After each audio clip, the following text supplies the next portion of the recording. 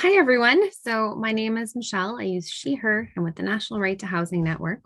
A bit about me and the National Right to Housing Network. We're a fairly new network. We were launched in February of 2020. So, that means that we haven't engaged in a universal periodic review. But wearing my hat in my previous role at Canada Without Poverty, which also used to be called the National Anti Poverty Organization, I myself participated in universal periodic reviews. I'll say one kind of cool claim to fame that we used to be able to say at Canada, or well, can still say, others can still say at Canada Without Poverty, is in fact that folks there were the very first rights claimants and civil society organization in the world to participate in a treaty body review. So prior to this, the organization I was with had a long history of taking rights claimants to different international human rights reviews. I find Althea's and Fernando's presentations so phenomenal, and it's so interesting because going into this presentation, as I was preparing my speaking notes, I was reflecting that in the past, I wouldn't say that the Universal Periodic Review is the most important international human rights review. I myself have a bit of a bias more towards treaty body reviews, like the review that just happened by the Committee on the Rights of the Child. Certainly, one coming up that we're on pins and needles waiting for the date for is the review of Canada by the Committee on Economic, Social, and Cultural Rights. And one of the reasons why I tend to put so much stock in treaty body reviews in the Canadian context is that treaty body review recommendations can be really helpful when we're launching strategic litigation because we can urge the Constitution and the Charter to be interpreted in light of treaty body recommendations in a way that we really can't for the Universal Periodic Review outcomes.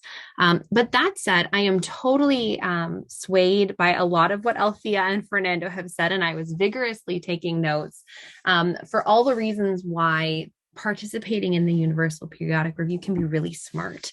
It can be really smart as a political process, as a communication strategy, as a way to get a whole bunch of very diverse civil society organizations, national human rights institutions, Indigenous communities, rights claimants on a very similar page about where the biggest pressure points are that we need to push. And also it's a good opportunity, as Althea very smartly said, when states are being reviewed by other states, they want to look really good. And so there is a bit of a political opportunity there. And so that can be really useful for our advocacy. A lot of my comments and what I'm going to be building towards at the end is talking about the way in which different civil society organizations, Indigenous communities, rights claimants have rallied in all three of Canada's universal periodic reviews, and how so much more work needs to continue to be done on what we call the human rights implementation gap in Canada. I think Fernando is so right that it's really important that the recommendations we make in submissions are specific, they're targeted, we're thinking about which department we're going towards. But there's this thing that happens in Canada that I'm sure is not totally unique to Canada, but I think is very clearly the case in the Canadian context, where Canada just likes to pretend that human rights don't exist unless we're in the middle of a treaty body review or a universal periodic review. In a wild way, it's very rare to have any member of the Canadian government even acknowledge that international human rights matter in any possible way. And so what I'd really like to get us to do is, as I talk about what we've done in the past, what we might want to consider doing in the future in terms of collaborating with each other in different ways or forming our own submissions, is really thinking through when Althea showed us that like circle of the cycle. I think there was the implementation cycle where she said it's the shortest one here, but it's actually the longest period. I'd really like us to think about how we're forming recommendations and engaging in the process, thinking about the implementation cycle. Like, what do we need to come out of this review in order for us to be able to push for actual real live implementation of international human rights, and implementing that within laws, policies, and programs that we know are going to move the needle. So just speaking to that in terms of the why we might want to participate in this, of how we want to think really strategically about that implementation gap, and the way that we don't want this to just be a moment in time. We want to be able to leverage this within our advocacy, communications, legal strategies to really move the needle. A couple of quick points that I might want to bring up is that, as Althea very smartly mentioned, you can do joint submissions, you can do individual submissions. I myself, in the Canadian context, have been quite partial to joint submissions, in part because you get a bigger word count and there's so many issues to cover. It's also interesting to note, though, that like it might be, I'm with the National Right to Housing Network. I might want to team up with some of my housing colleagues to do something really specific, to like the national housing strategy or financialization of housing. We might do a joint submission like that. But we also might want to team up with Action on something like about homelessness and sexual health rights. Or we might want to tag up with Jamie to talk about gender diversity and homelessness. But you can do multiple joint submissions. So just to keep that in mind. Now I might be making people's heads explode slightly with the amount of capacity that this could take, but I just wanted to flag that for folks, that there's all kinds of ways strategically to think about collaborations you can do across the sector on particular issues, and you can do multiple joint submissions, because that word count's going to disappear real fast, let me tell you. I wanted to talk a little bit about this other piece that was kind of unique and kind of cool that civil society organizations have done in Canada over the last 3 reviews. So first reviewing happened for Canada back in 2009. And I think that this process actually was first started in 2009. I'll talk mostly about the 2018 review of Canada, though. So one thing that's quite neat, that folks have done in the past, is they have, there's been like a coalition among civil society, human rights organizations to put together a big, massive joint civil society submission. This has been pretty helpful. I think it's been pretty helpful in some ways, because it highlights and helps set the narrative for that document that they'll put out of like the summary of stakeholder information. It helps us set the narrative, because what you don't want, and what can happen with some of the UPR reviews, is if you don't do a ton of advocacy, if you don't set what the narrative is in terms of the specific priority issues you need addressed, you might get really fabulous members thinking that an issue applies to your country that doesn't really apply to your country, that none of us are really advocating about, or maybe has already been implemented in Canada, when we'd really like them to instead zero in on something very, very specific.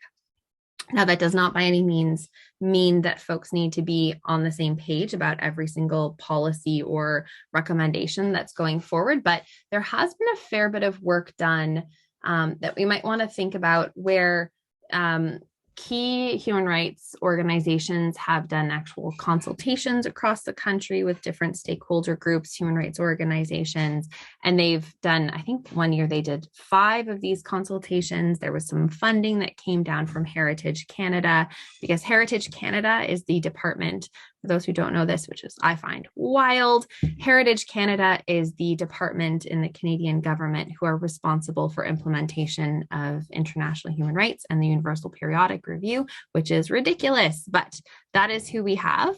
And at one point in time, or these different reviews, folks have had this opportunity to do these engagements and put together something that very high level shows the narrative of what's coming through civil society. It also is a nice organizing moment for folks to be able to collaborate together.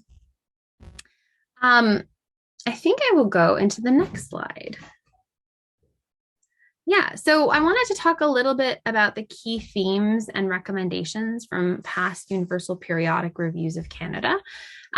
So as I mentioned, and as Althea mentioned, there's a compilation of civil society submissions that comes together and highlights some of these key issues. I'm going to talk a little bit about that, and I'm also going to talk a little bit about the big issue that came out as well in the letter to the minister, which I think is this key point about Canada's lack of implementation, Canada's lack of taking international human rights seriously.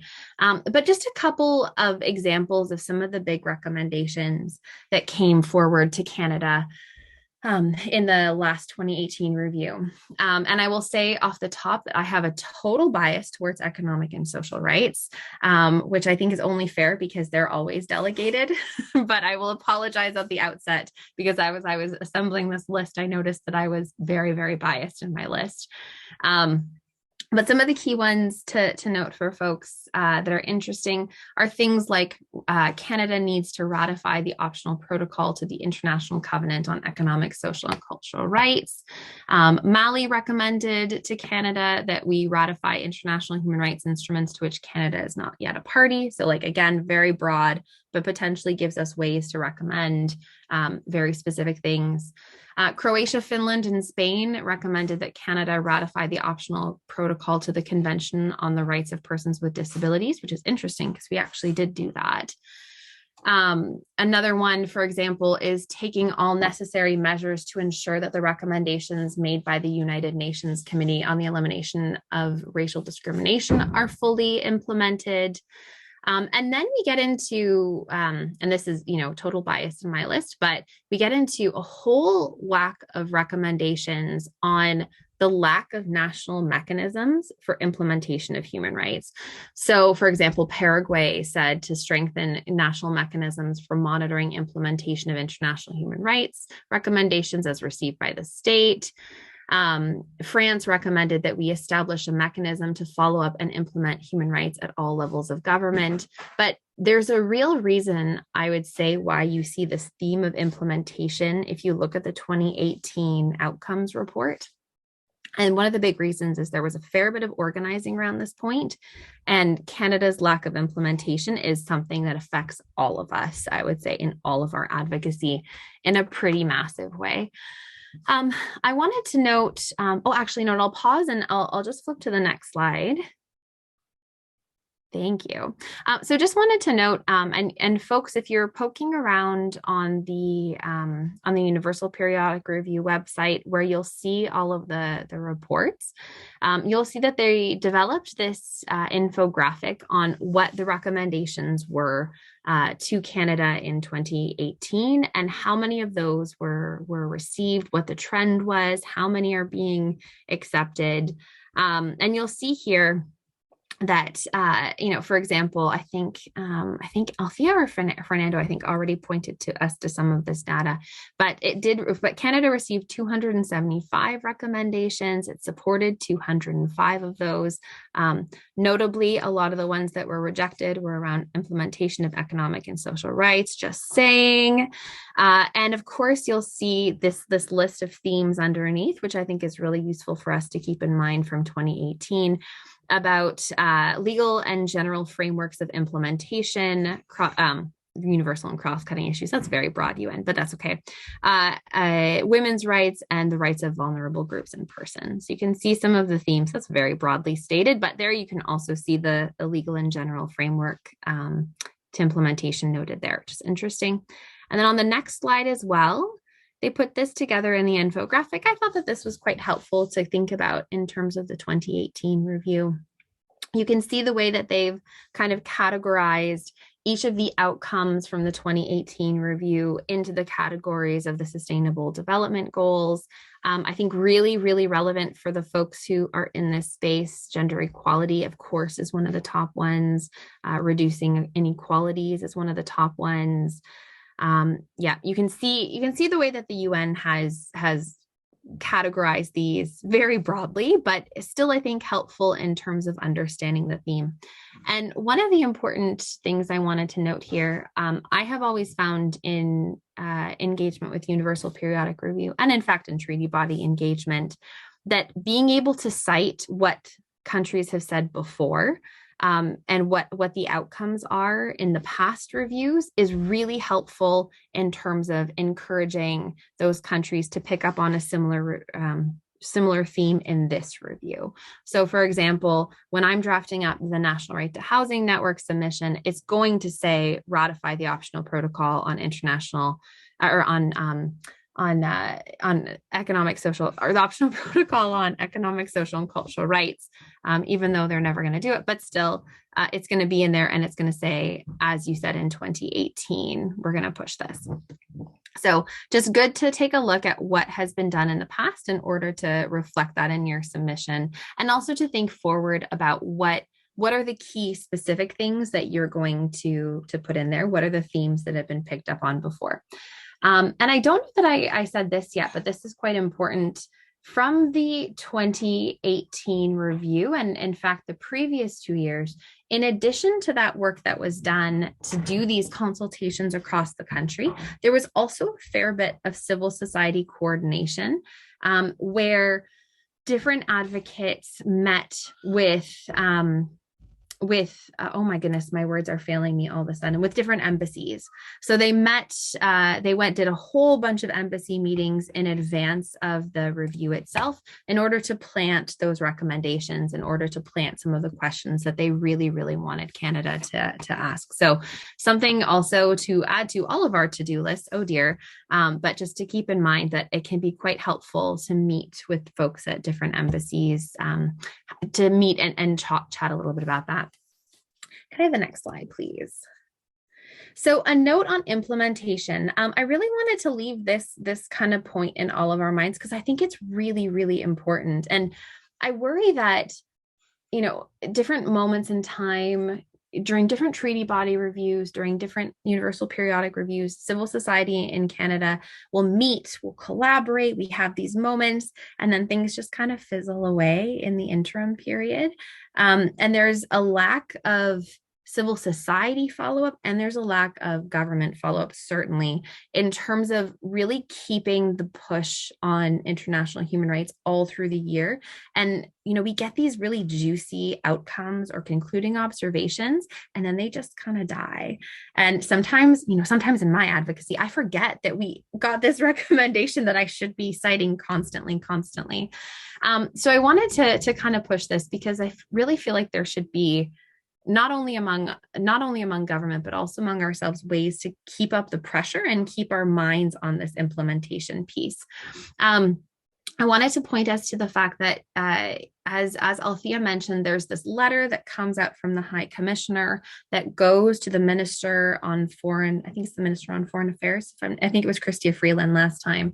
And again, you'll see the big thing that was pulled out of that is the implementation gap.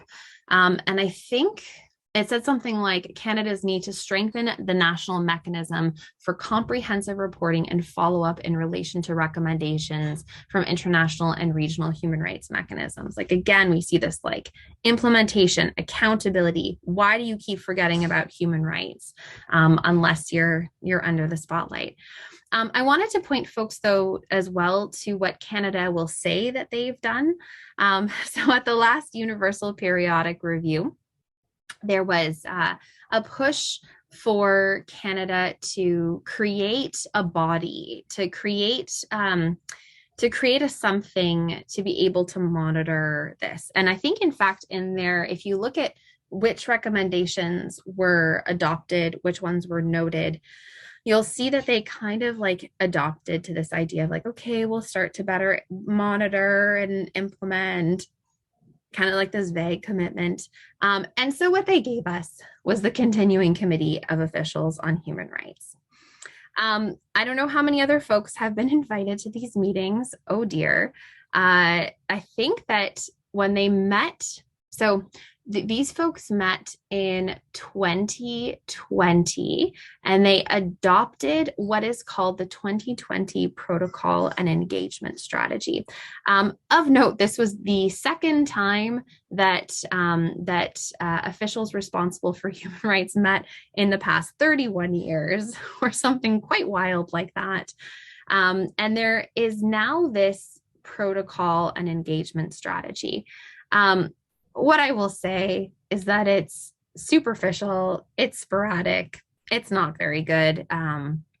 It's you can really see that this body has been created to kind of keep people informed, like kind of as like a consultation process kind of thing, instead of all of those things that make accountability mechanisms really powerful, such as centering rights claimants at the center of processes, ensuring that agendas for these meetings are created with civil society, making sure that there is real follow-up to treaty body reviews afterwards.